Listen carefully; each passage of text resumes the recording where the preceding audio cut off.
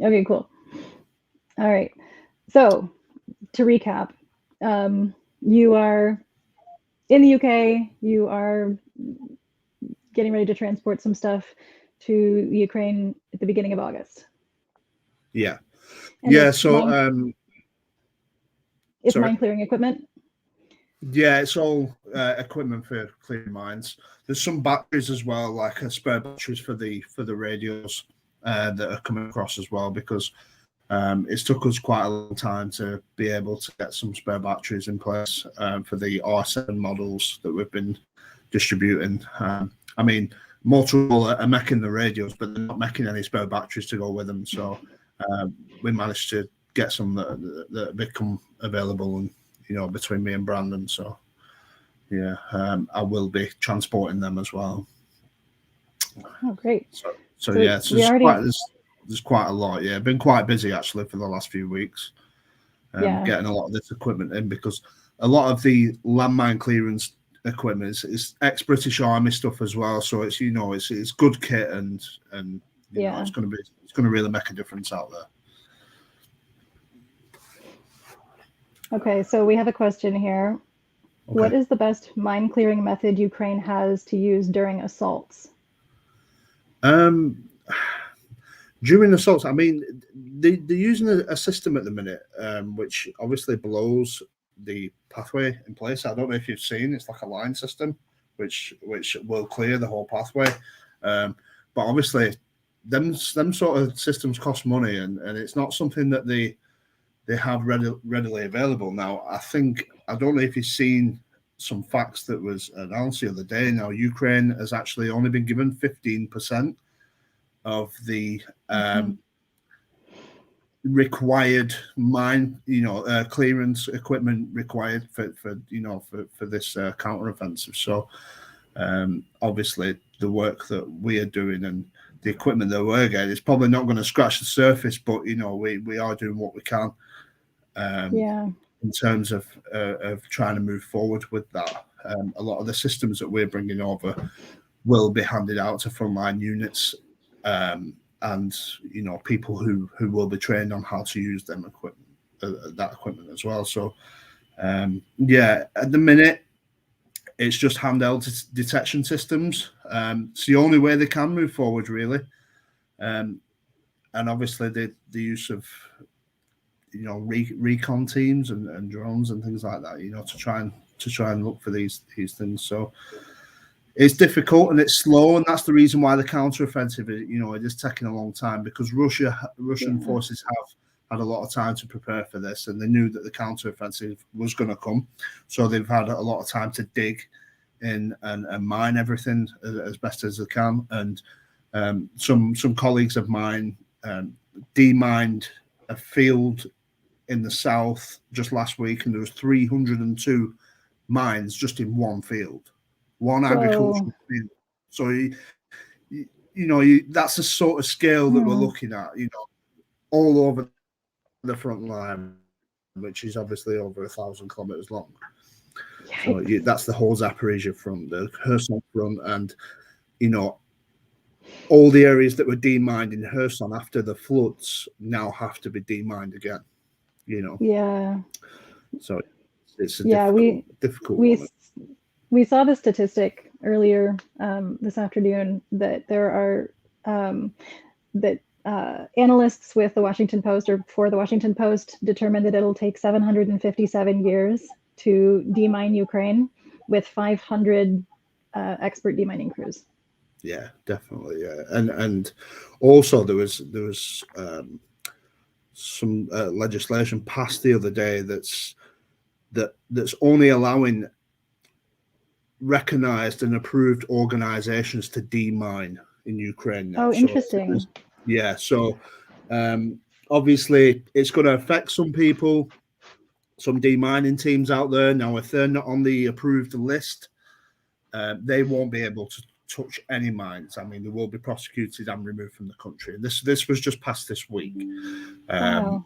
Yeah, so and there's a lot of people out there who aren't happy about it, but on the other hand, I can see why it's been done. I mean, for example, I mean, I was added to a WhatsApp group the other week, and it was 85 members, and it was all people, just ordinary, untrained people who are taking it upon themselves to start demining and stuff. And I mean, yeah, it looks easy, and the videos that people watch, it might look easy. You might see old ladies and farmers demining and things like that, but the reality of it is that a lot of these people are dying doing that and getting injured. And there's techniques and tools that you need to use to be able to do it safely with minimal risk. There's always a risk, but minimal risk. Unfortunately, there is people and volunteers out there that are taking it upon themselves to start demining, and unfortunately, Ukraine has had to pass this law now to try and stop people messing around with things they shouldn't be messing around with. So I assume that some kind of like accredited training will be a part of that requirement. Yeah, absolutely. Yeah. So you have to be part of an approved organization that has been approved by the government. And I think I can tell you how many there are, if you bear with me. There's actually a list of all these. Oh, wow.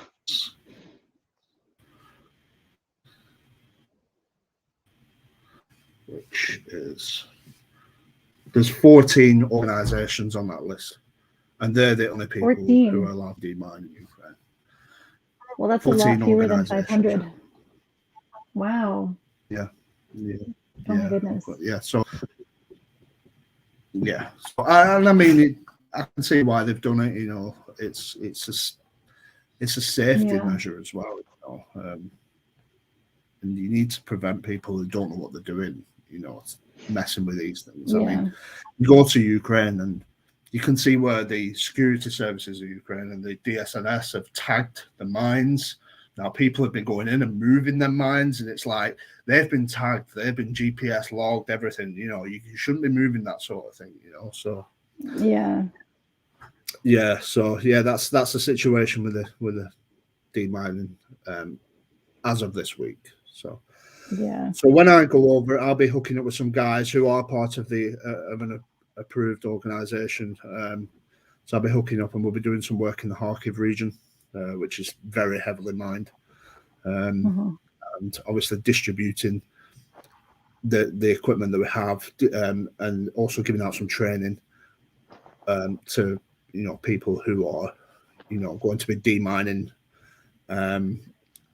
and some mine risk awareness as well within the community. If people come across these things, some munitions as well, and what to do if you do come across these, and if you do find yourself stuck in a minefield, how you can actually get yourself out. Minimal risk. We say safely, but nothing's completely safe. It's all about minimal risk. So most safely. Yeah. There's a question here. What is your specialty? So is there, like, when you do demining, is there do you have specialization either with specific tools or specific munitions that you so I mean, obviously, so we all have to know exactly what we're dealing with and what potentially could be there. So we carry out surveys, non-technical surveys, and technical surveys which are a bit more intrusive, which will find out what sort of munitions will be in that area, and then when we find out what munitions are there, we locate the munitions, and then there's procedures in place which are designed for each individual type of munition that could be there. So there's no particular speciality, but the thing is that the rules are always the same. The techniques are always the same, and it's just about obviously keeping everybody safe and risk management. So we don't want to go into too much detail when it comes to demining, because we don't go into too much detail when it comes to demining, because the thing that you don't want to do is give people ideas, because that's what happens. That's why when we run the mine risk education classes, we don't tell people how to demine. That's the worst thing you can ever do, because people get confident then, and then it encourages people to mess with things. So obviously we've got to be careful what we say as well on the internet. So does your unit or any of the units that you're working with or going to be working with have any of the big demining machines at their disposal? As far as I know, that is something that that is in the pipeline and will be coming in the next 6 months. Oh, that's exciting. Yeah, I've not dealt with that, so I can't really answer, but I do know that's something that is going to be coming in the next 6 months. Cool. Also, like accredited training as well. So, where do you get the training outside the military? So there is training providers that train civilians. There's MAT Kosovo, which obviously is based in Kosovo. That's a demining school, EOD school, and that's in Europe. And there is Drakon Group as well, which is based in Hungary, Budapest. They also run civilian demining, humanitarian demining training accreditation. Nice. How about this one? You guys plan on having any animals for demining? No. As far as I know, no, not at this moment in time. I mean, it is very expensive to do so. To demining dogs and explosive detection dogs are two different things, you know. So demining dogs are extremely expensive, and due to the risk of tripwires, which are used, you know, quite a lot in Ukraine, you know, with the OZN 72, they don't allow dogs to go in them. Yeah, so that makes sense. Yeah, because obviously it can injure the dog, and there is rats. You can use rats and stuff, but as far as I know, that's not something that's happening at the minute. I feel like rats would be maybe less effective when the mines are like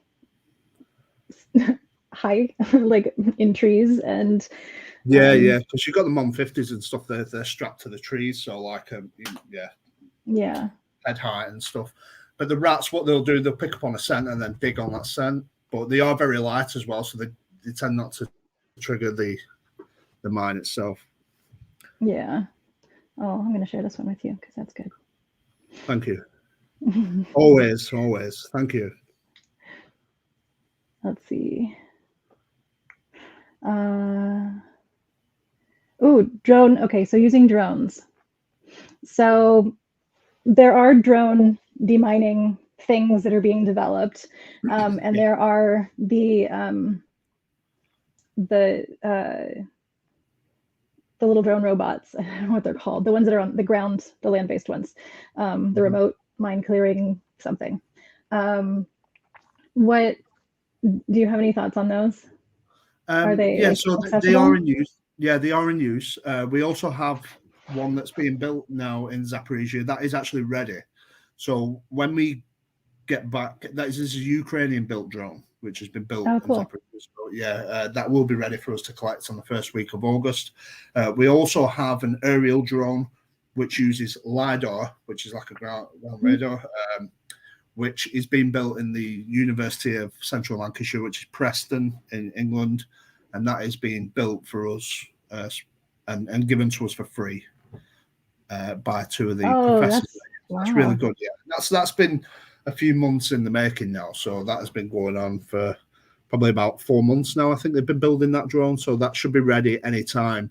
And one of the professors from the university will be coming out to Ukraine to obviously pilot the drone and do the handover and obviously train, you know, the people using it on it, you know, including myself. So yeah, it's good times. I mean, we are still very early days. I mean, yeah, you know, there's a lot of things been happening and a lot of injuries to certain people that have happened over the last couple of months that have had to be addressed as well. So, you know, like I say, it is early days, and I think maybe in around 3 to 4 months' time, I'll be able to give a lot more information and give a good update on, you know, where we're at and with the equipment and everything. So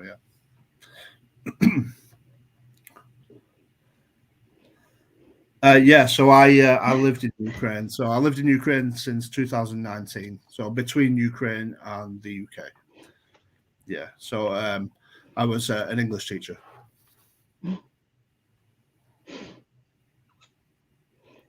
Let's see. Oh, all these. Sorry, I'm having to scroll through the comments to find them all.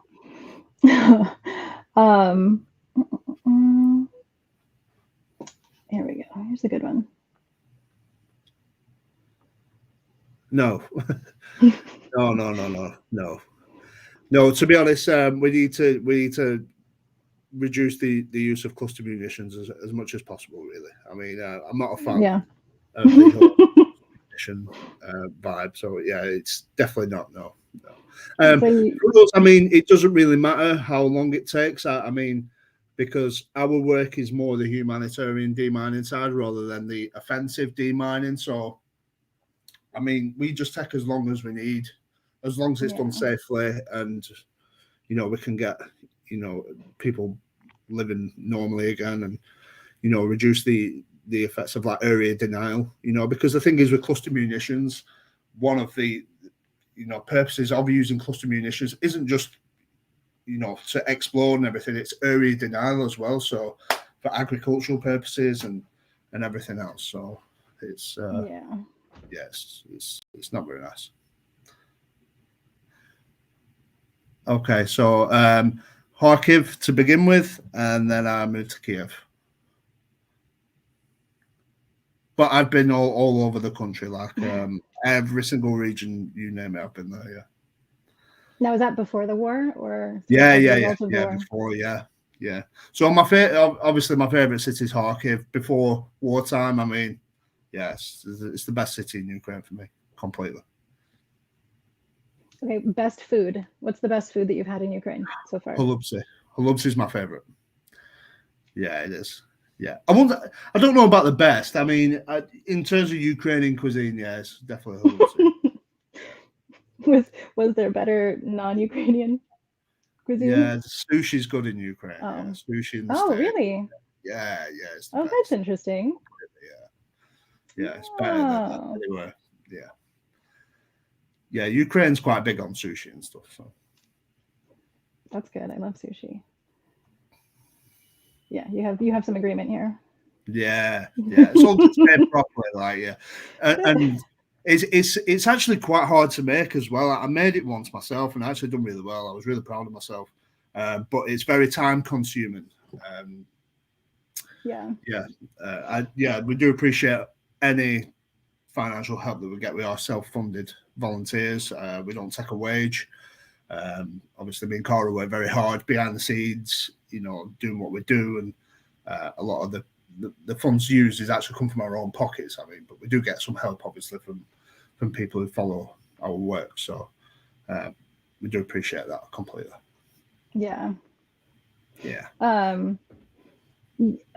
Also, anything that comes in through like the super likes or the starred questions or anything like that is going to go to you to use for your and I mean I'm quite an open guy as well. I'm an open book. I mean, people message me on Instagram and Facebook and things like that, and I'm always answering people's questions. I mean, there's a lot of people who want to get into volunteering and stuff in Ukraine, and I've done everything. It's not just demining. I've done every single part of volunteering in Ukraine, even on the days when I'm not busy. I do help out with others doing different things, and if anybody wants to ask me anything privately or directly, then you're more than welcome to. Yeah. I'm back. Hi. Hi. I have lots of I realized in writing them, the chat is really not doing me any favors. So hi, I'm Yewleea. Nice to meet you. Thank you for helping my country. I actually wanted to know, so you recently finished your training in EOD, right? Yeah. Have you already been in the field? Yeah, so we was out there the other week. Yeah, so obviously I was working with a few EOD units before I'd actually did my training. So for me, getting accredited, that was the main thing for me. So obviously that allows me to work and do what I need to do out there. So yeah. Have you encountered, what's like the most, I guess like this is more of like a personal question, right? But what's the most what's the most terrifying or situation that you have encountered in Ukraine so far, either personally or or in front of you for other people? Yeah, so I mean, because I know you were volunteering. Well, there was a time where I went up to Chernihiv in the north, and it was well, the Ukrainian army actually told me not to go any further. It was a case of us just getting because we had life support machines and batteries for other life support machines on board, and it was just a case of us getting that to that. I mean, I drove all the way from England at this point as well, and I think I don't know if I told you previously. It's like I had to, remove the license plates off the van and give my passport in at the checkpoint, and I just drove in, and luckily enough, there was actually nobody there, but we was shelled on the way out. Obviously, drones had spotted us at this point, so we was actually in there for about 15 minutes, and it wasn't actually too far from the Russian border. It was about 5 kilometers away. And this was a bit earlier on in the war. But there was another time as well in Kharkiv where the missile actually landed right across the road when me and Cara was taking... we had to run to the shelter because there was a massive, massive explosion which blew out the front of the building, and we had to run down to the shelter. And at this point, we knew there was more missiles coming because we was notified by the telegram that there was 6 to 10 missiles launched from Belgorod, and at this point, I think there was only actually 2 that had landed at this point. So we knew there was more coming, but we just didn't know when. And it was just a case of being sat there, and it was a tough time. It was scary times. Yeah, I can only imagine. Yeah, so you said you were an English teacher in Ukraine. How did that come about? Funnily enough, it was just my friend. I was in Ukraine. I had friends in Ukraine from visiting there just on a weekend break. So I kept going back, and then my friend who was English, who was from like a town not far from me in England, he got me a job. Like, he's like, "Do you want to stay?" And I was like, "Yeah." And at this point, I was just like, "Yeah." I wanted to stay there, and ended up getting an English teaching job, which I wasn't very good at teaching English. I mean, I'm Northern English as well, so it's like, I think people expect us to speak like the Queen and stuff, and that isn't how we speak. So yeah, the school wasn't very happy. But I mean, I was there for some time, and the kids enjoyed me, and I was good with them. So they kept me on, and then I was working there right up until the start of the invasion. That's actually really funny. Ukrainians definitely do expect English people to sound like the Queen. I lived in Broadstairs for a little while in Kent, so I'm pretty familiar with lots of different English accents. And when I started speaking English, actually, I had much more of like an English pronunciation. I'm just sort of a sponge that absorbs things. So we have American now, but yeah, that is really funny. Where are you from in England? Yeah, so I'm from Manchester, but 20 kilometers north of Manchester. Yeah, so I'm from Lancashire. Yeah, so I've got quite a thick Lancashire. At least you're not from Newcastle. Imagine like no. That's even worse. English in Ukraine. There's a volunteer called Sam. He's actually he's from Newcastle, and he's probably a lot more difficult to understand than I am. So. Yeah. Even we struggle at understanding them. So. I'm just imagining all of these Ukrainian children like leaving your school going like, "Hey, love." Well, funnily enough, some of them were actually English because the school that I worked at, a lot of the kids was like international kids. So there was only a handful of like Ukrainian ones, but the English kids were really difficult actually for the other teachers. But for me, they was really good because I was English, and I think like they kind of just held on to me. So even when they was meant to be in other classes, they was actually permanently in my class all the time because I was the only person who they behaved for. So, yeah. Before we move on to the question about the first-time volunteer, did you teach in that boarding school in Kyiv? No, I teach at Petty Kref. It was actually a trilingual school, so they had an office in Kiev and one in Moscow. Gotcha. Yeah. So yeah. Moscow. I know.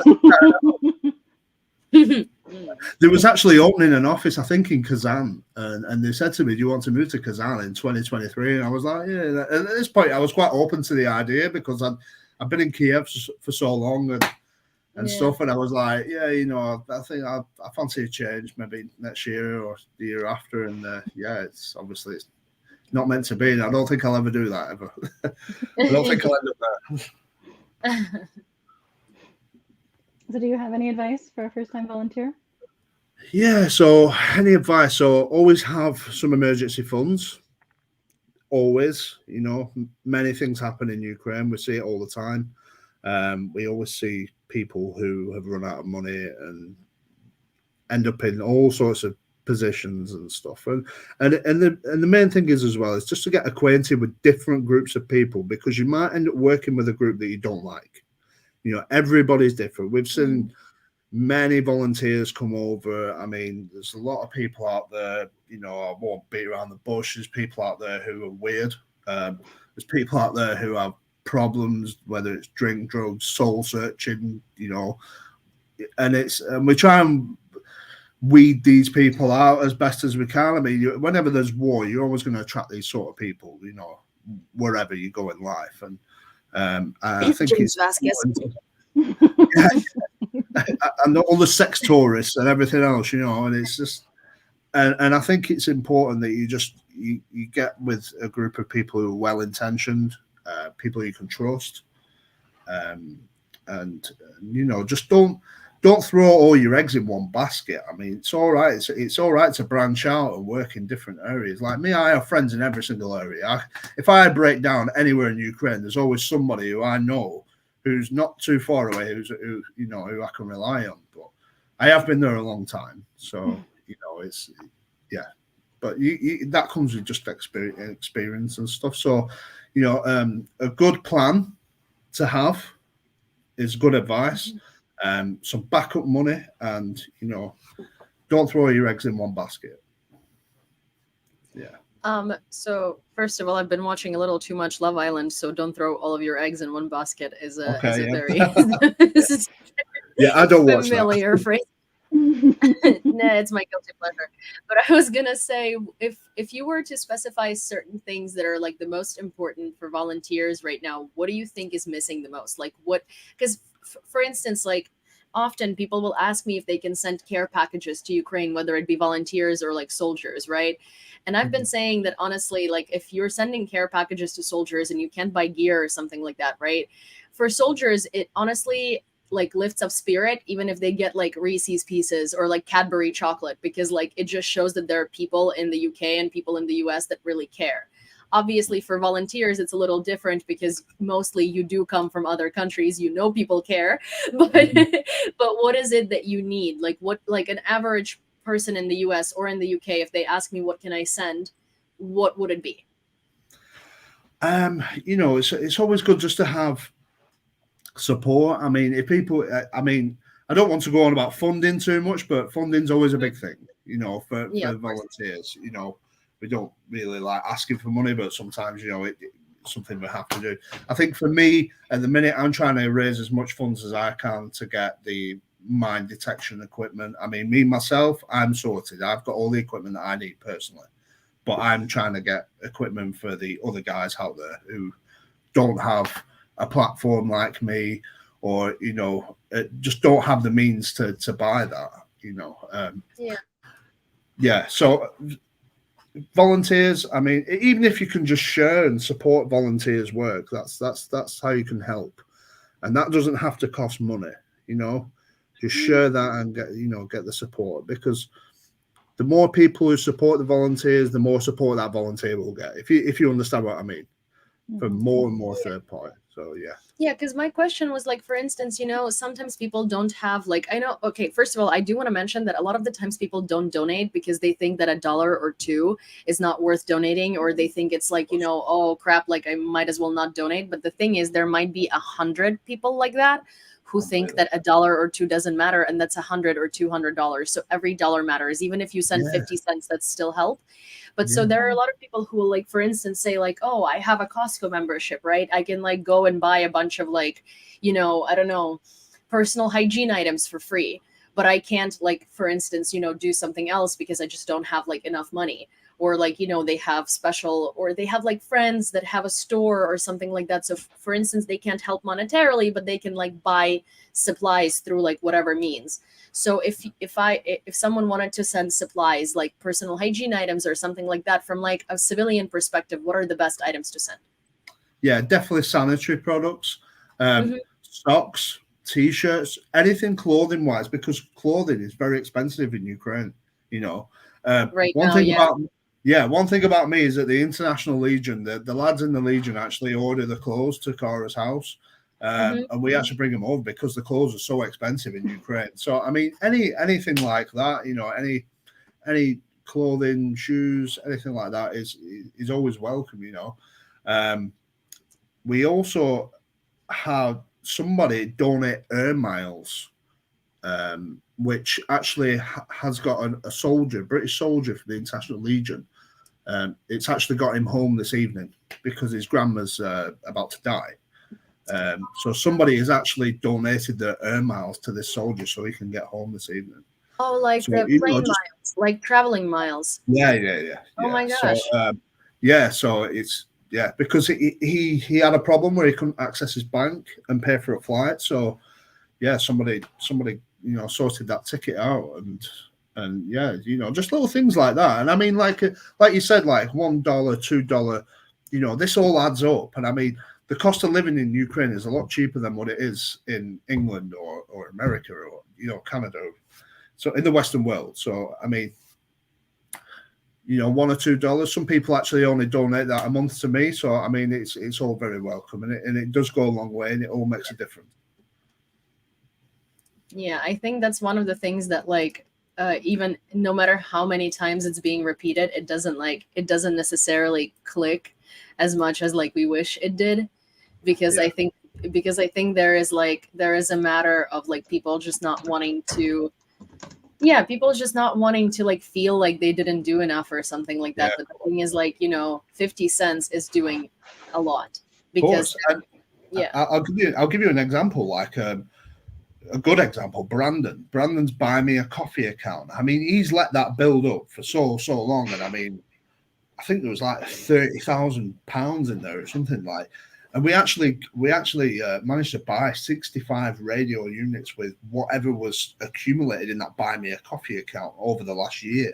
You know, because he's not looked at it, he's not touched it, and then when he's looked at it, he's like, bloody hell, there's that much in there. And that is just accumulation of coffee money. You know, £2, whatever. I don't know. Also, another thing that I kind of want to point out, which correct me if I'm wrong, but for instance, like Linnea, Robert, and I are going to Ukraine to do interviews and like other things, and I'm going to visit family because I haven't been for 7 years, not due to not because I didn't want to, but I just got my green card finally and I can go. Yeah. But we are going to bring radios with us, like walkie-talkies, and we're going to leave those walkie-talkies in Ukraine when we leave. So if you are a volunteer, if you're a journalist, obviously a walkie-talkie is a good idea because you never know when the power is going to be knocked out and you might not be able to reach your team. So if you are a journalist or a volunteer and you're going to Ukraine, make sure you get a walkie-talkie, because it's a good idea. And Ukrainian military uses Motorola radios most of the time. So don't get like off-brand weird, you know, get like a good one if you can. Also, because if you get an off-brand weird whatever, it might not work the best. So when you do leave, surrender them to any military unit, because they're gonna find what to use. Yeah, we'll always find a way for it. Definitely. Yeah, you can even help with things that you didn't think you could help, because like if you come back and you're not going back to Ukraine, why do you need these walkie-talkies? You know, but the military can use them. Yeah. So at the minute we're trying to get some inflatable ribs boats, you know, so they can be moved around, used by the demining teams, because they need to clear the, you know, from the flooding, all the munitions that are washing up from the flooding. So at the minute, we're collecting like inflatable boats and stuff around England. It's, you know, and just daft things like that, things that you just wouldn't really think, you know, are going to make a difference. Life jackets and stuff, you know, we're collecting everything we can. So if you've got an idea and you think it can be put to use, it probably can. That's like the thing. It's like the things that you might not even think will make a big difference will make a big difference. Definitely. So rule of thumb is like never think that like whatever. Always ask. Also never think that something is so little. Yeah, we might not reply straight away. I mean, some of us volunteers, we do get a lot of questions every day. I mean, I think some Brandon, I think he's turned his inbox off actually, because we get a lot of questions like that. But I'll always do my best to answer people as much as I can, you know. Yeah, I've turned my inbox off on TikTok because that's where most of my audience is, and I found myself like having lots of people asking. So like I really love interacting with people, and I try to answer as many questions as I can on Instagram. I'm very like approachable, unless on the days of ADHD striking, and then I'm just like, oh, too much. But but on TikTok, I had to turn off my inbox because I also often find that people start asking like just very general questions, like, "Hi, I am whoever, like, how's your day?" And I really appreciate it, but I genuinely do not have time, like, unless I've spoken to you throughout this last year and we've like established a friendship, unless you have like an actual question, I'm likely not going to get to it, because I do get a lot of actual questions. And hi, how are you? I want to be friends is not really one of them. See, I do get some personal questions sometimes, but obviously, due to the fact of, there's obviously a threat to some of us out there, and a threat to some of us in England, just on the street. Not everybody's on our side. So, some questions we don't answer. Just for our safety, really. Yeah. No. I wasn't in the British military, no. And also, thank you, No, Lynn, for civilian demining. Sorry. That's a donation to Harley, and thank you. Who subscribed? Oh, I think Tone. Yeah. Or please let me know how to pronounce your name. I think that Rick pronounced it as Tone, maybe, and I'm not sure, and I don't want to like mispronounce your name. But yes, thank you for becoming a member and gifting a membership to someone. Also, in case you didn't know, by becoming a member today, all of the proceeds from the membership subscription are going to go to Harley as well. That might take about 30 days because that's how YouTube works, but I'm sure we can just, we can just figure it out and then compensate ourselves. And also, by signing up, you're going to receive, on a $5 membership level, you're going to receive a daily magazine style / newspaper style update on everything that happened in Ukraine in the past 24 hours. Sort of, it's basically our podcast, but visual, and we add maps and we add pictures and things that, we are unable to put in the podcast. So it's actually a pretty good bang for your buck. Thank you. Yeah, so any funds raised going forward for us will go towards demining operations and demining equipment, and that's going forward for us. So we had a question from Patreon that was, what made you want to do demining specifically? Yeah, I'm very, very passionate about mines. I have been for a long time. Obviously, I worked alongside some of the guys who was doing the EOD last year. I wanted to get involved with that. I feel really, really strongly about demining and just how horrible these things are. It's if you see the injuries from mines and the devastation that they cause, it's disgusting, really. And I mean, children have to play out in that as well. Like I went to a village in Mykolaiv called Blardatne, and there was actually there's out of I'm gonna say 60 houses, there was actually only one family back there living, and the devastation on this whole village was just like an apocalypse, and there was kids there actually playing out, and the mines literally across the road. Like the dad's like, don't go over there, sort of thing. I'm just like, that's horrible. And the house that they was living in had no roof. We actually brought them the plastic sheeting to put on the roof. I think from just general doing the work with the EOD teams and just seeing the devastation around Bucha and down in Mykolaiv and obviously Kharkiv regions. I've done a lot of work in Izium. I've done a hell of a lot of work in Izium actually, and seeing the devastation left behind by mines, that's what I wanted to do, and that's what I was focused on. Yeah, I recently there was so I made a video about this actually, but I'm going to repeat it because it was something that really that really struck a chord. So, do you remember Hemingway's poem "Baby Shoes for Sale, Never Worn"? No. So, so Hemingway has a famous six-word poem, and it's literally "baby shoes for sale, never worn." And a Ukrainian volunteer kind of like wrote this thing on Twitter, and I don't know if it was a he or a she because I reshared after, like at some point it gets lost who was the original poster. But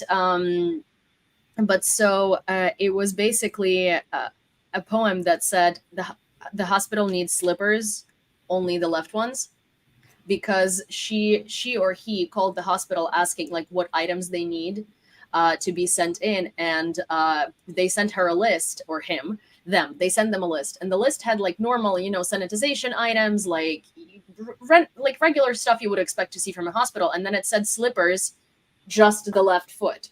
And she was like so confused. She was like, why just those? And she called in, and the hospital said that because most of the people are right-handed, they're also the right foot is their leading foot. So when they step in a mine, most soldiers are losing their right leg. Mm-hmm. So it was like a very sobering kind of thing to read, because there's a hospital full of guys that are missing their right leg. Yeah, and it's full as well. I mean, when I was in hospital in Kiev 2 weeks ago, it was just absolutely full of amputees. Like I think my room was actually the only room without the amputees. It was just, and there was 4 of us in this room. So it's just, I think the devastation left behind. And I told you earlier on, 302 mines found in one farm field.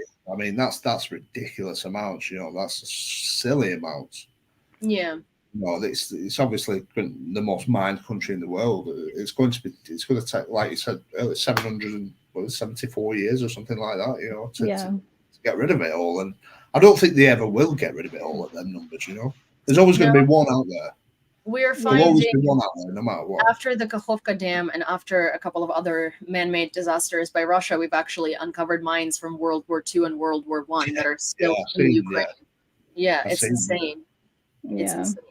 Except those probably are not, they're less dangerous because they're so old that they're likely not going to blow up anymore. But these are going to be a threat for decades to come. Yeah, because nobody's keeping any logs or anything of where these mines are. I mean, it's always going to be an issue, unless there's a serious advance in technology, in the decades to come. We're always going to have this problem, and there's always going to be something there. If you look around Bucha and obviously north of Kiev towards Chernihiv, it's all forests and stuff, and all them are still mined, even now. So, and the thing is with Ukraine, a lot of it's weather dependent as well, because obviously in winter, you can't demine in winter in Ukraine. The ice is, thick. Yeah. And the mines are frozen into the ground as well. So, it's seasonal work, really, Yeah, that's true. That's a good point. You can't demine year round. Yeah, even in winter just gone, they only demined the roads. The side of the roads and everything was still left. They tagged what they could see, but they never bothered clearing them because the mines are stuck in the ground. Yeah. Let me pull this one up again. It's really crazy. It's also crazy that only a couple of months ago, I want to say maybe 6 maximum, it was going to take 10 years to fully demine the territory of Ukraine, and now it's jumped to 780. Yeah. Well, I think they say, like, as rule of thumb, like, for every day of war, there's a month demining. I mean, that's just rule of thumb. Yeah. It also makes me worried about all of the animals, because there's so many animals that are going to suffer because of that, especially like pets, because, there's so many homeless pets. Yeah, it's completely. I mean, when you go into, I think obviously when we conduct the surveys and stuff, one thing we do look at is for animal carcasses, because that is a sign of mines, Yeah. So, one thing that we will do is put the drone up in the air and have a look to see if there's any bones or skulls or anything from animals. Yeah. It's a sign. So, it's really sad. It's just a very sad new reality. And when I see all of the kids, especially that have suffered mine injuries because they were simply playing outside, that's disheartening. Yeah, and that's something we're gonna have to deal with, in the years to come. Yeah, it's a really, really sad reality. Definitely. So how is your what are the steps, what are like next steps for you? So you graduated your course, it's EOD and Yeah, so demining, EOD, so explosive ordnance disposal. yeah. So it's not just demining; it's clearing all sorts of things. Yeah. So all sorts of different explosives. So yeah, so the next steps for me, obviously, I'm going to be going into Ukraine. We're going to be consulting with a few different organisations, I think, in the next couple of weeks, and then a lot of them are already working out there in Kharkiv. So for me, I'm going to be working in the Kharkiv region, and then I'll be moving down to Kherson and splitting my time between Kharkiv and Kherson. I'm working in between both. We will be conducting training and mine risk education as well within the communities, and we'll be clearing mines and stuff as well. Yeah, so that's what we're doing going forward. In terms of equipment and what we're going to get, I mean, I don't know. I mean, like I said, I'll probably have a better update within a few months, because what you get told you're going to get and what you actually get is, who knows? Who knows what happens? So worlds apart. Worlds apart. Yeah. we do have quite a few bits of equipment coming that we've managed to raise money for. Thanks to obviously donations from people who've helped us, get some of that kit over the line. So we've got that coming, and we've also got some detectors coming from America, which I think left America yesterday or the day before, and are due to arrive in Ukraine on the 4th of August. So yeah, and that's quite good kit as well, so quite advanced kit. So we will be handing that out to obviously the people who need them, and they will be trained on them units as well. Before. That's great. Yeah. So it's quite a lot of work coming up over the next few months. So and obviously I was injured as well, so I need to. How is your?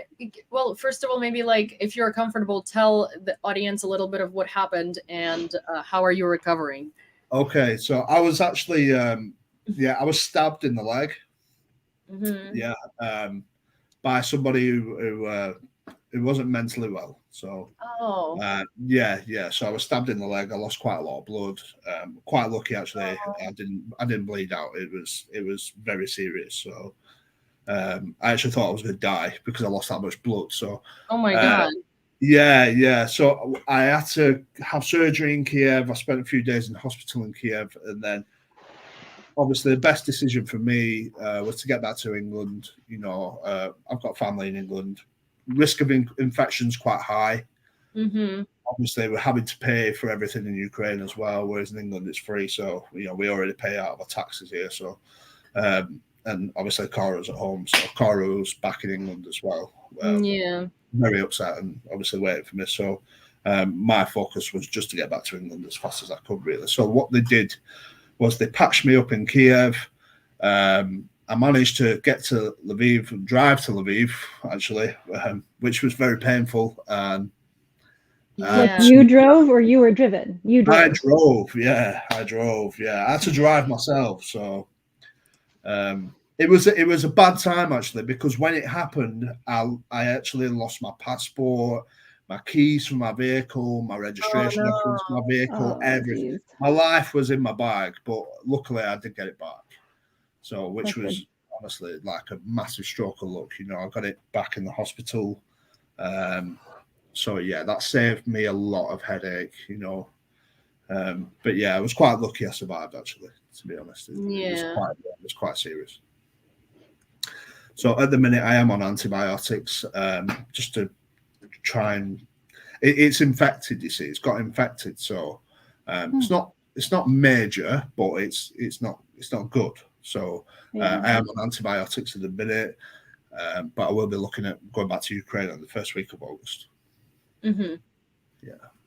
But is it's yes, it's infected right now, but like as in like recovery going up to schedule, everything's like yeah. Well, yeah, I get my I was meant to get my stitches out yesterday, but they've said they're going to take them out next week due to the wound, and it's 12 centimeters long, 6 centimeters deep, so in the back of my thigh. So you can imagine.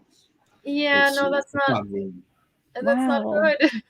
No, it's not. It's not a small wound. It's quite big. It's going to leave a nasty scar. So this is actually a very good opportunity to instruct people on how did you handle the wound? Like, did you have to put a tourniquet on? How did you bandage it? Like, what kind of supplies did you have? Well, I didn't actually know he'd done it. Believe it or not. I mean, I think because the weapon was that sharp, I didn't feel it like I should have felt it. So.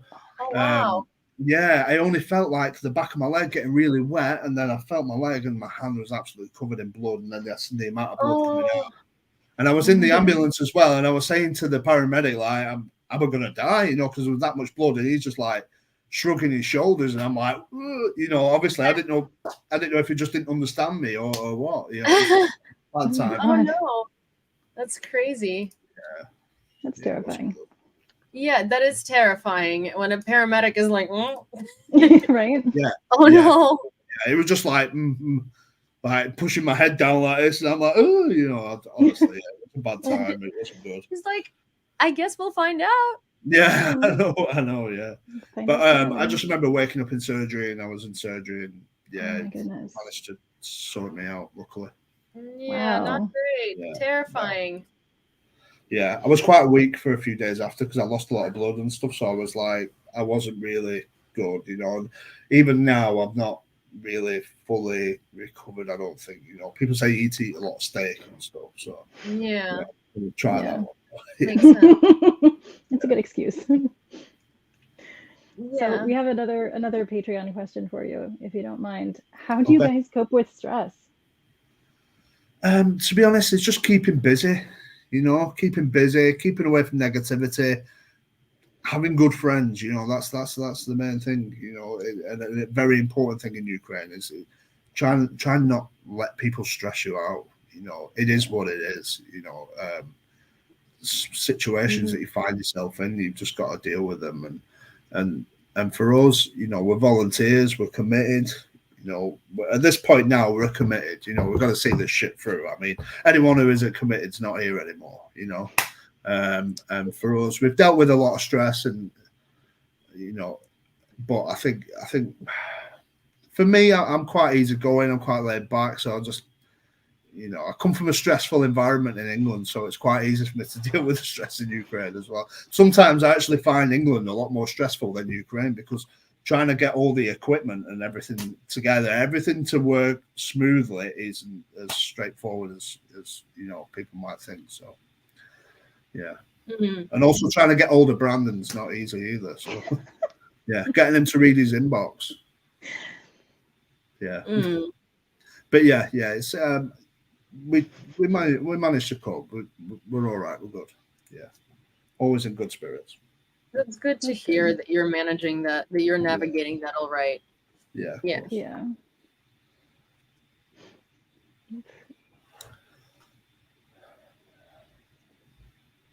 Do you have any other questions, Yewleea? Not currently. Right. It's always like, I'll have tons of follow-up questions. Let me scan and see if I've missed anything here.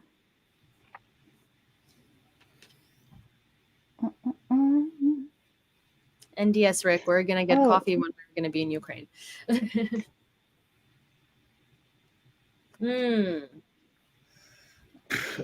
Usually around 200 kilograms. But I wouldn't advise stepping on it. Yeah, it depends which model it is. But yeah, I wouldn't advise stepping on it. See, a lot of the anti-tank mines are booby trap. You see, so some of them will have like an anti-lift device underneath, or they'll have an anti-personnel mine underneath as well. So when we remove the anti-tank mine, we do it from a distance. We do it remotely. So yeah, using equipment that we use. So really, one should assume that. Just don't go near it. Yeah, don't go near it. If you see it, don't touch it, and watch your step on the way back. Yeah. Yeah. Oh my goodness. Oh. Yeah, I don't like that. Mm-hmm. I don't like how easy that is. No. I don't like it's how quite easy. Big anyway. That's size of dinner plates, so probably a bit bigger. Yeah. Oh, no.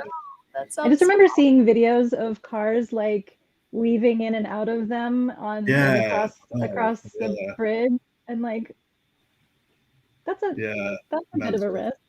Yeah. Yeah, no, I'm really scared. Like, one of the things that I'm really scared for Ukraine for years to come is the demining. I think it's going to be one of the largest issues because, while you can bring people back, obviously, you can still rebuild infrastructure. Like, there's still like tons of ambitious plans about Ukraine. I don't know if you've heard about the Silicon Valley in Crimea, which is actually a pretty interesting idea because it is warm year round, and that's like the administration's new kind of thing. They want to do a tech hub in Crimea, which makes sense because Ukraine is an incredibly tech oriented country, and I think of course, definitely. we're actually going to be competition for Silicon Valley. All of you working for Amazon, you might be the first competitors, and rent is much cheaper.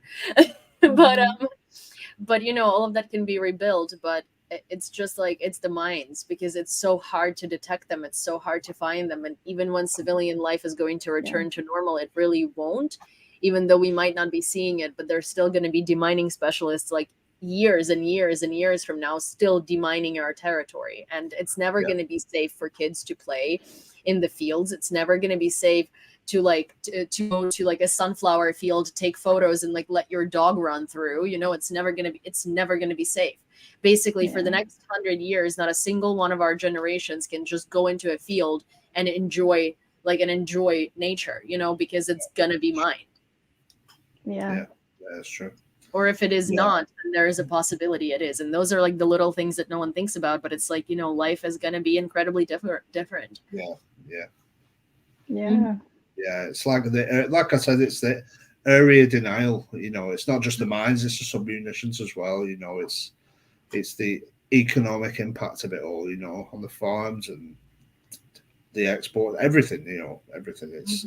It's going to really, really, really affect Ukraine for a long time. So it is. It's also going to change the dynamics of like what's profitable and what's not, because we're not going to be able to restore some industries for decades to come, and until I guess it's going to be a big investment for foreigners, right? Like the industries that are going to be recovering. One of the things that's going to be booming immediately is real estate. One of the things that's going to be booming immediately is tech. One of the things, it's like, probably like fashion and things like that, because the things that are able to be around. And so it's going to really change a lot. And I'm also going to say that obviously it's great that Europe and the US are interested in Ukraine now, but and that they see Ukraine's value, but it's also not great because a lot of ordinary Ukrainians are going to be priced out of Ukraine. Completely.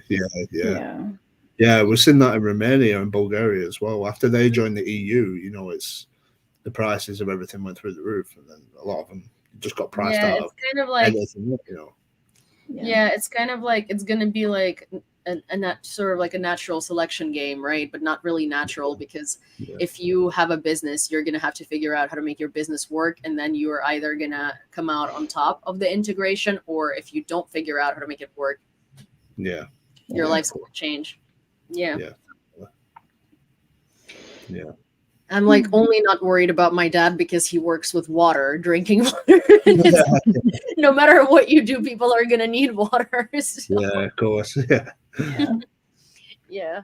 It's kind of like he's always worried, and I'm like, he's always worried with the war, especially. He's just like, I don't know what to do, and I'm like, Dad, you're literally doing the one industry that is never going to go out of business. Yeah, and then people in arms development too. Now all the drones that they're designing in Ukraine, but also now engineers, like it's really going to restructure, what people go to universities for, because now going to technical like engineering universities is going to be a big thing, because if we're going to have Bayraktar factories, we're going to have like all of this stuff. It's basically like it's probably also going to be very profitable and very like lucrative for people to go and study like I don't know, like electric engineering, but I mean like not like electric vehicles, and I mean like electric vehicles and stuff like that. So because like, innovation in drones and technology and stuff. And it's actually, this plays into why they probably want to do the Silicon Valley in Crimea, because they probably want to put the factories up there as well, because there's lots of land. There's lots of land that hasn't been turned into anything. And it's you can manufacture there year round, and that's probably going to be like a very big tech hub. Yeah. And vacation spot, which is a very interesting combination. That's like California. But that will definitely be a great reintegration thing for Crimean Tatars, because new industry is going to come along, and those of them who are like college age right now are going to be able to sort of, lots of things, but also demining, because it's going to happen unless you can't really build a Bayraktar factory on top of mines. It's not a sound idea. No, it's probably a poor choice. Not a good choice. It's a bad investment. Yeah. So does anyone have any last minute questions? Anyone in the audience here? Yewleea, Harley, if there's anything has you no want. last minute questions. Okay. So Rick is saying, Harley, have you been dealing with those seismic anti-infantry mines? Yeah, so it's the POM. So we do deal with them, but we at the minute what we have to do is obviously cordon them off, and then leave them for 30 days. So that's the procedure for them at the minute. So just to see if they go off on their own. So and then obviously deal with them from a distance. But like I said, we won't talk about demining techniques online because we can't. Any people are listening. Any funny stories from volunteering?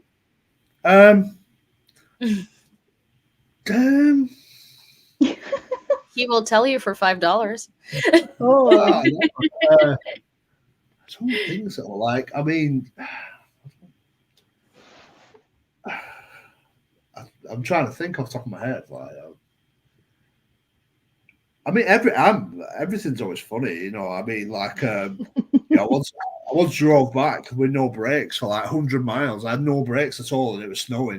Like it was a scary time, but it was one of them. Like it was funny when I look back at it now. It's just like, and I did get stuck once in Kharkiv in the middle of the night. I think I was stuck all night. So in the dark, there was nothing around, and when I say nothing for like 20 kilometers, it was -10 outside, and what it was is my van was too heavy. And I went over a pothole, but because it was -10, there was still puddles and stuff, in the road. There wasn't actually iced over, so I went over one, and I caught underneath my van on the road, and then, I was stuck. And then I think I was stuck there all night, and then two Polish guys come and help me, and they had 2 flat tires themselves, and they was like trying to pull me with this little car. The rope kept snapping, and it was one of them. But we managed to get out, and everybody was happy. But honestly, that's the only time that I've really panicked, though. Like I was actually, it was end of November last year, and I really panicked because I just didn't know what to do. It was. See, I absolutely love how people ask for funny stories, and you're like, so funny story. I almost died. That was funny. Yeah, it was. I had no brakes on the van that day, and it was snowing outside. I had to drive like 120 kilometers. I had to slow down by using my gears. It was literally that and my handbrake, and now the handbrake's actually snapped on the van. So if it happens again, I think I'll just have to turn the engine off. Someone might need to fundraise for a new van. Yeah, that sounds like a sound idea. Yeah. Let's put a new van on your wish list. On Amazon wish list. Exactly. I've done Amazon wish list. 80,000 kilometers in that van or something, like that one van. And like, oh my god! So you've been in the same vehicle the whole time. I've done some serious. That's amazing. It doesn't really let me down. So it's a bit of a shed, but it does the job. I think you're the only person that I've talked to so far that is still in the same vehicle that they started. I'm quite renowned for it, actually. I've not had a flat tire like in all this time. Everyone's had flat tires. Like I'm the only person I think who's never had a flat tire. So that's so funny. I've still got that award. Considering I'm dropping Donbass and Kherson, which in my opinion is worse than Donbass. The roads in Kherson are really bad. And, I've not had a flat tire. Been doing all right. That's lucky. Yeah. Completely. Go ahead and knock on wood for you here, just in case. That's cool though. So you have a van that fully identifies. So although that is a bit dangerous, because if Yeah, someone who definitely. shouldn't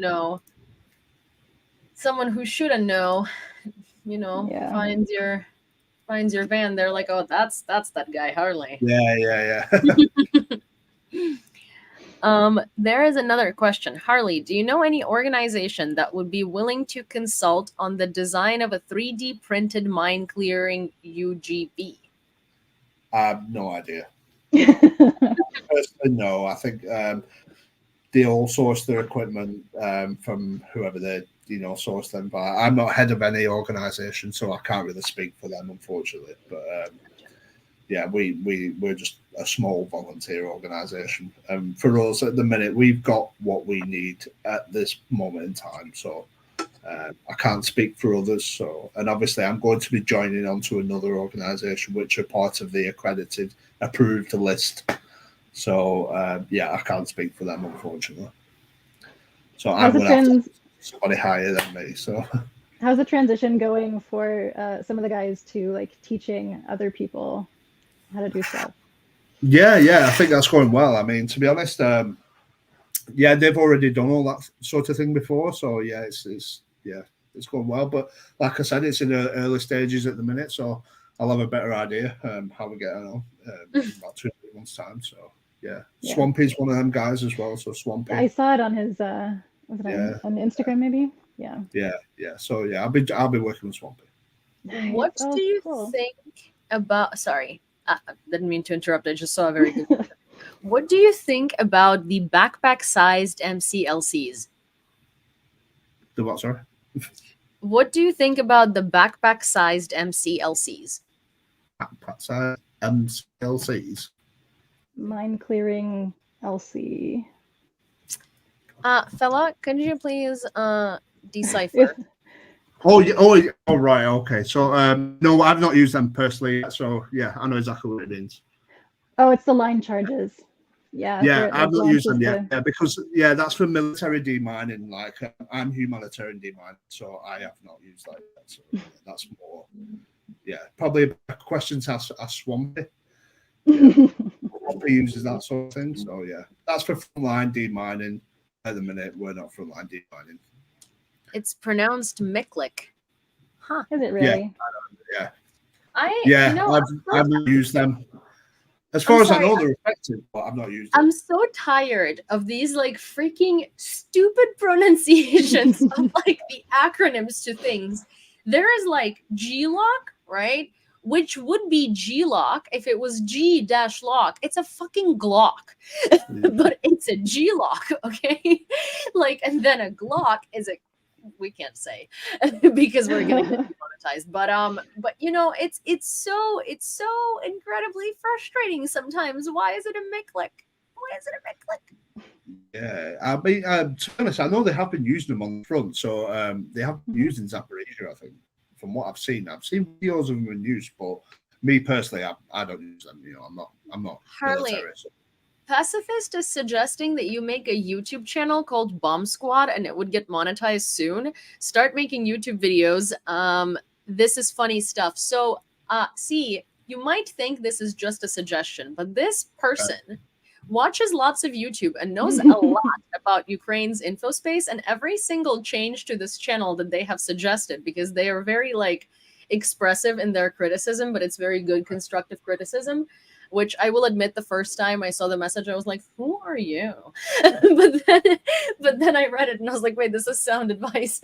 And so I kind of rely a lot on their advice. Every single thing that they've told me to implement or suggested to implement has actually worked the way that they thought it would work. So I am telling you. Yeah. We're actually doing a YouTube channel. Like, we're going to be uploading videos of how we. But are you calling it? Are you calling it? I'm not sure. No, we haven't got a name for it yet, but it's something that is in the pipeline. Yeah. well, it is in the pipeline because nobody does EOD. No, there's no EOD channel in Ukraine. So Bomb Squad Ukraine. Yeah. So that's something we are working on. Yeah, it is something that is going to happen, but obviously we have to be careful with what we put on there as well.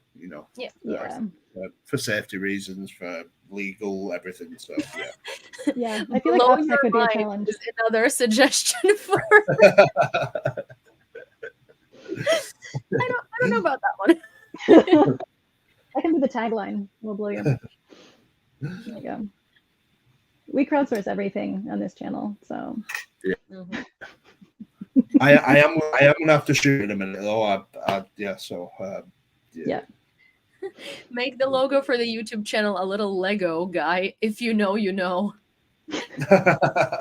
Well, we actually have a fantastic Ukrainian illustrator that we use for our podcasts. Her name is Irina, and if you do need illustration for your YouTube channel, she's actually incredibly affordable. I probably will do, yeah. Because I'm not really so good. Honestly, she's so good. It's like funny because sometimes we don't know what we want, and we're just like, we want something. Yeah. This is the one detail that we want, and it's color red. And she's like, got it. Yeah. and then she brings an I'll illustration. reach out to you on that one. Great. Because we were like, this is the vague concept of the podcast we were thinking about. And she's like, okay, cool. Yeah. And then it comes out exactly like even better than what we could have imagined. Mm-hmm. Cool. All right. Well, let's go ahead and wrap up. So Harley, if you can share your socials, just rattle through them real quick. Also, can you share your PayPal so I can comment it, so I can pin it while we're saying our goodbyes?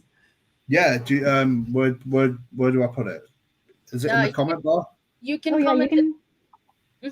You can comment it, and Linnea can actually pin it. Okay. I think.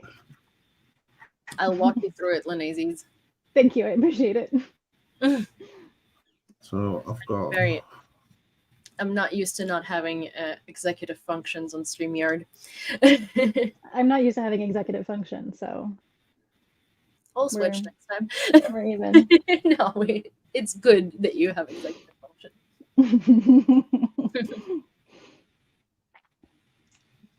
But I miss my executive function, Letty. Yeah.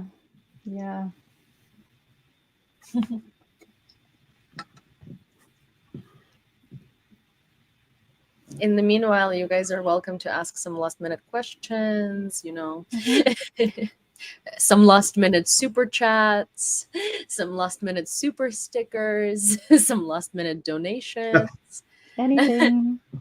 So we can, Yeah, so like I said, any donations received will go towards demining operations and also demining equipment as well. So we are in the process of buying detectors. We do get them secondhand. They are ex-British Army detectors. We do get a really good price as well, which is around £340 per unit, which is very cheap, really. Yeah. And we are getting them, and we're just buying them as the funds come in. So, thank you.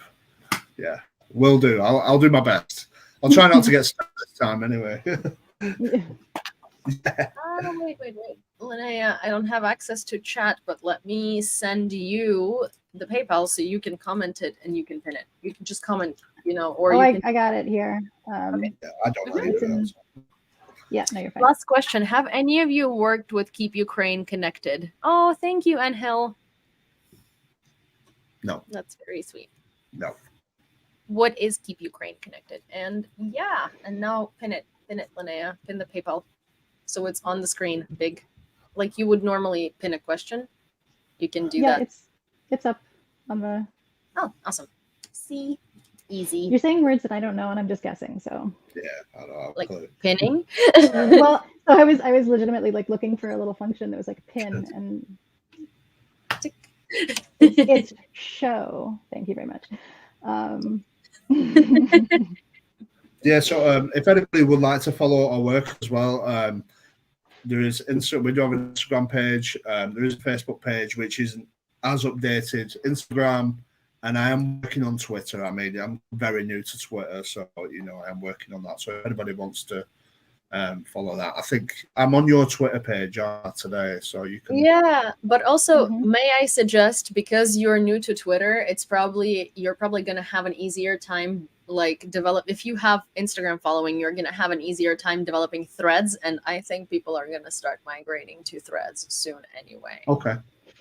So Yes, if you have, it's yeah, really it's easy so to set up from Instagram. Yeah, because Okay. it literally copies everything you have on Instagram and just makes a threads account for you. Okay. Yep. Yeah. I'll look into that then. Yeah. And we'll go ahead and share. So it's on my Twitter. You can find Harley's Twitter account because I shared earlier today. And then I will do the same on Instagram. So if you follow me on Instagram, and Yewleea, you can share it as a story or something, and we can get it out. So, yeah. Thank you. Yeah. Thank you. I appreciate that. We want to get people supporting your work. Yeah, thank you. Yeah, and I'll do my best to keep everyone updated. I'm quite good at that. So, like I said, if anybody has any questions, just direct message me. I'm quite good with that. I don't always reply straight away, but I will reply. So, yeah. You're exponentially better than some people. So. Yeah, thank you. Yeah. Some people. Some people. Who are you throwing a dig at, Linnea? That was definitely aimed at a specific recipient. Yeah, some people are not great communicators. Anyway, so. Thank you. Okay. Okay. What else? Any? I have to go, because my brother's actually in the lobby waiting for me. So he's been there 10 Oh, minutes. okay. We're sorry, so Harley brother. Oh, he was an hour late. I know. We're even. Yeah. All right. All right. So nice to meet you. Thank you for likewise. Thank you so much for coming. Thanks for having me on, and we'll have a good update in time. So yeah, we'll arrange. Sounds good. And maybe we'll catch up with you in August. Yeah, brilliant. Yeah, thank you. Take care, guys. See ya. Bye. Bye. Okay. Well, we finally had our chat. I know. I'm likely to not be able to speak tonight, but we'll see. It is actually feeling a little better than this morning, but I can definitely. This morning it couldn't speak.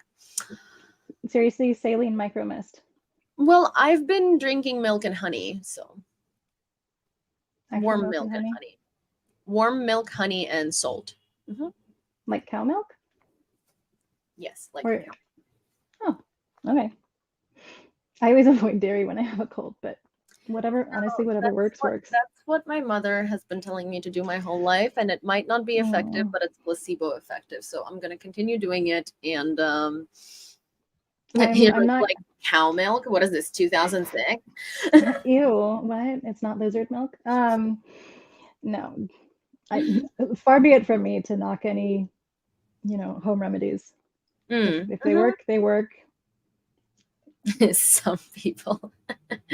I love that some people has become. Who are these people? Some people, just some people. Just what people? Some people who don't respond. What people? To gossip, it's fine. What people? So, shall we wrap up? Do I know these people? Anyway, so lovely to chat, everybody, and you have Harley's info on the screen for his PayPal. Yes. Also, if you don't already follow Yewleea and myself on social media, do that, and we'll also post his info there. I do nightly streams on TikTok at about 9:30/10 p.m. Eastern Standard, and we have a podcast. It's called Ukraine War Brief, and it's available on YouTube, but it's also available on literally every single platform you can imagine. Except there's a little glitch with Google Podcasts right now. Oh yes, and it takes them 2 weeks to fix it. Everything with Google Podcasts takes 2 weeks. Yeah, that's fine. And then you also have an episode of FAQU coming out next week, right?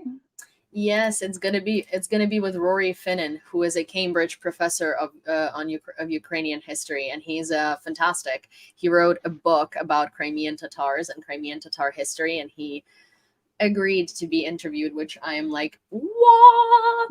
Like, he's great. And he is, I feel like I'd be much happier if he gained as much notoriety as Timothy Snyder did. Timothy Snyder is great, but I think that he has a lot of like, Timothy Snyder is a great public figure and he's great for Ukraine, but he does have a lot of like iffy history that's a little too positive and not necessarily completely correct. So yeah, I think he's doing fantastic for Ukraine, but I think he's a little Ukraine biased, and I can't believe I'm saying that as a Ukrainian, but he a little bit is, and I think that Rory Finnan's work is a little more chilled and a little more correct. But hey, Timothy Snyder, if you did want to get interviewed, I swear I would love that. Prove us wrong. Prove us wrong. Right. Prove me wrong. Over. Ukrainian person. But yeah. So yeah, check out Rory Finnan. Our next guest needs no introduction. Not next here though, just to be clear. Not here. On FAQU. Like on FAQU. Look up Rory Finnan and look up his book, The Blood of Others. You will learn a lot about Crimean Tatars. That's important. Yes, it is very important. Anyways, okay. I'm gonna go. Okay, I'm also gonna go. Too. Mm-hmm. But, thank you everyone for joining us, and thank you for the 3 new members and for quite a few super chats. And I think what did we get? We get 10, 15, 20, 34, 39, €6. That is like $7. No. Yeah, about 40, so $50 that is going straight to Harley. That's great. Thank you guys. That's awesome. That's amazing. Thank you guys. Yeah, it's very generous. Okay, well, more than $50, but I'm terrible with math. You know, we will recount that. We'll be specific. We'll actually count it. Yeah, cool. Sure. Well, have a great day, everyone. Stay safe out there. Bye. Stay safe. Bye.